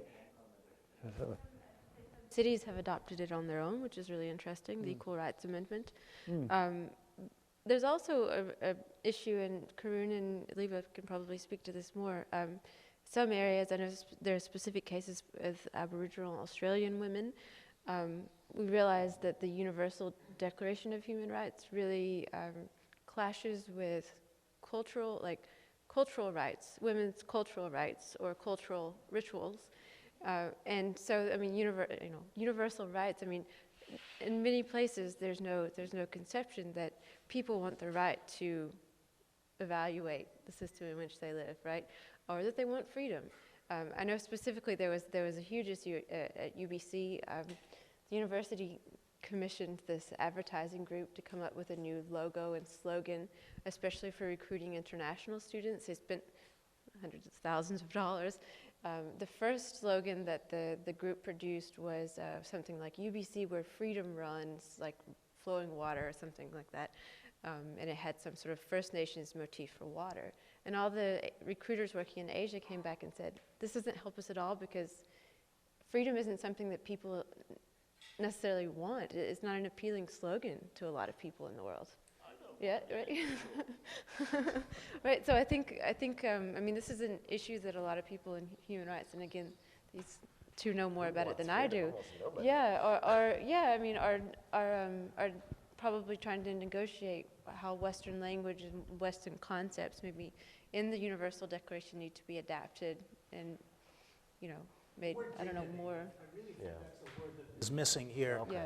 Yeah. That word strikes me as more cutting, really incisive than rights. now the word dignity, I 'Cause I think don't it's know, related like, to the word God, isn't it? Something like We have a godlike nature, or? Okay, well then we have the another. idea of I think you mentioned tolerable work. I mean, I can imagine that for 1.5 billion people on the planet, there's no question of is this work tolerable? Right? I mean, that seems like several steps beyond the first It's the almost first step. it's almost always. I mean, in Yeah. the ILO, for example, they almost always add the caveat of decent work, right? So it's not just back-breaking labor in the stone quarry that as long as it's unionized, it's okay. It's is it decent work? But these are all very subjective. And I guess I was going to respond to, I can't remember who asked Dr. Foss whether you can have, maybe it was you, Jenny, if you can have any of these other things without first door 4. I mean, to me, my argument is for door 5 and 6. I think as a very first step, as a step towards the establishment, or at least, let's say, the highlighting of probably a useful mode of public knowledge, I agree with you. I think you should be able to choose your own conceptual frameworks. I think that there's a wide variety of them that are useful for different things. That Jay Winter was mentioning in his book. Religious ones are great, are very useful for mourning and healing, and some are great for understanding why you shouldn't cross a highway. You rely on these different conceptual frameworks. But I also think we do need the right to conceive and evaluate, especially if they're to do with a public issue. I think it is important to be able to constantly evaluate and readjust. But I think what's really important, this is what I was trying to get to, is that we all have superordinate values. Like for science, one of the values is repeatability, intersubjective perception. There's things in science that you want a degree of accuracy. You want you exclude certain questions that are not amenable to science, and these are all superordinate values that we say, okay, we agree that these are the values that we agree to when we're doing science. But I think it's important to have a more sophisticated conversation and understand those. Those are the measuring sticks. So to me, that's really important, and that's just a degree of sophistication that I think we are moving towards. Because otherwise, you just clash on the individual prescriptions without going back to, well, how are we measuring these things anyway? Now, I think I don't know if it's the job, I think it must be part of the job of philosophers to help clarify our thinking on this. I think it's part of the job of historians to help us remember and understand. And I think it's a job of all of us to remember, but I think specifically history is important. I think that there has to be some reference point that you can go back to and say, this was a manifest reality, at least the big realities, maybe not whether Emma tied her shoelace in 1942, but, so I think that the ability to conceive these values, the very big values that we hold up, whether they're decent work, they need to be able to be illuminated. They can't just be in the shadows as sort of underlying assumptions. I think they need to be attached, so to speak, to their content, to their judgment content. So that's why I think, to answer your question, I think door 5 and 6 can be walked through. I think that, whether Tara's brain emerges, whether Panopoulos emerges is probably a larger or longer term question. Your point is that you don't need a nation state for 5 or 6. That's what you're saying. No, you're fusing nation and state. Well, that's what we got, I'm afraid.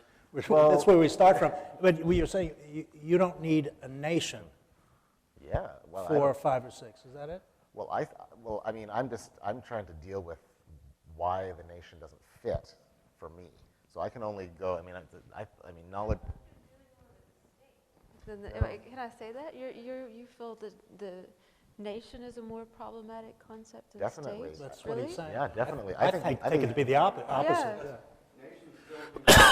So if you have a language barrier, nation means language. And if you have a language barrier, Not then in it the doesn't United matter. States, not in Canada. I No, really don't think so. but that's the point about the Multiculturalism. state. The state is larger than, the state created a lingua franca, and so it created a lingua franca that broke down the concept of nationhood. It didn't quite do it in Canada, but when the Quebecois, when push came to shove, they backed down. Otherwise, there would have been a revolution I think that's one case study, but there are many, No, many but in the this is development what creates nations. When we use the word nation, most, if you were to deal with Aboriginal nations, they would say it's their language.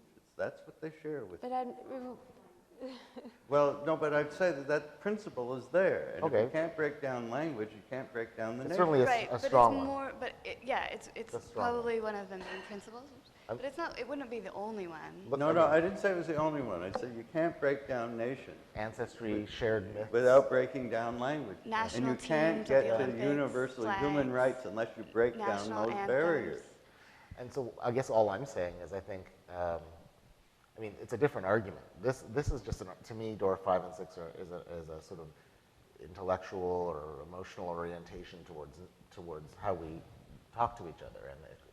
But the point is that with the United States, Canada, there's state as a result. It's the nation state that Jay was attacking. Yes, me too. Not the universal state. No, Not the not at all. concept that there would be a universal state. So I so even this think is that the- you could this is have the smaller concept. states. I think you could have smaller political Doesn't entities. matter. You have a federation. Yeah. Yes, exactly. but you're not breaking down the state. You're No, breaking down the the nation. nation. And that's where this conversation. But only because I don't understand what the nation is. Well, let me Well, the see. nation generally, though, is language. Okay, Let me try. No, not quite. Let me just try it in a way that might link to tomorrow's discussion.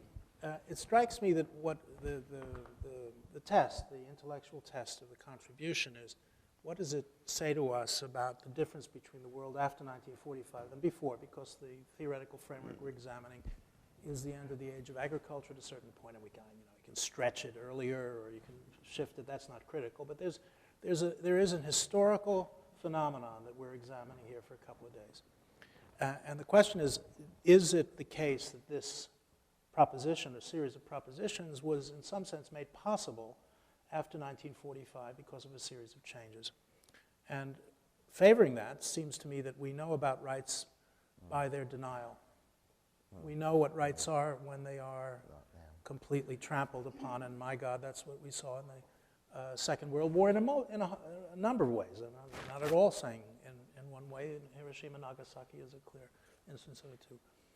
However, it does seem to me that there are continuities with earlier forms of rebellion against the notion of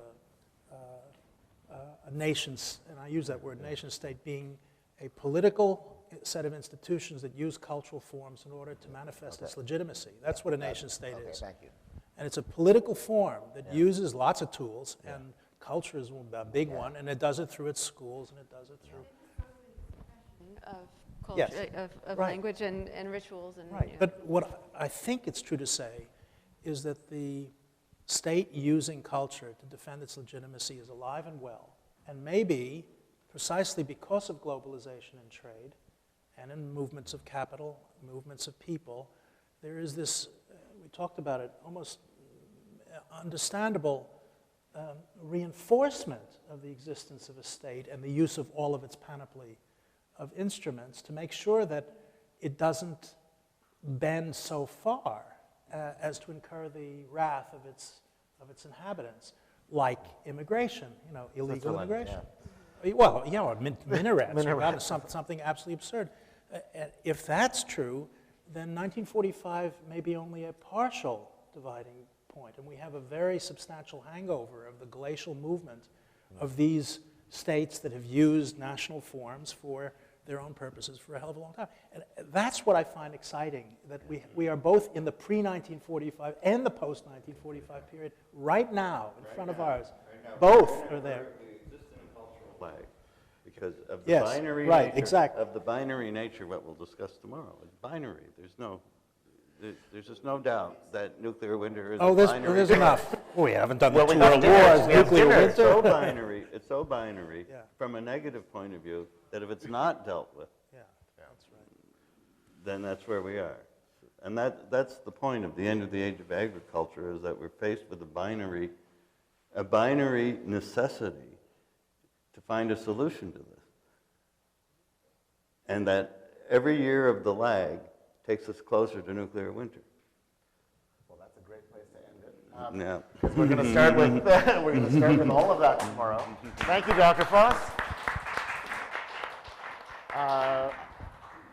Thank you, everybody. And we'll see you tomorrow at 9 o'clock for breakfast and a 10 o'clock start. Thank you so much.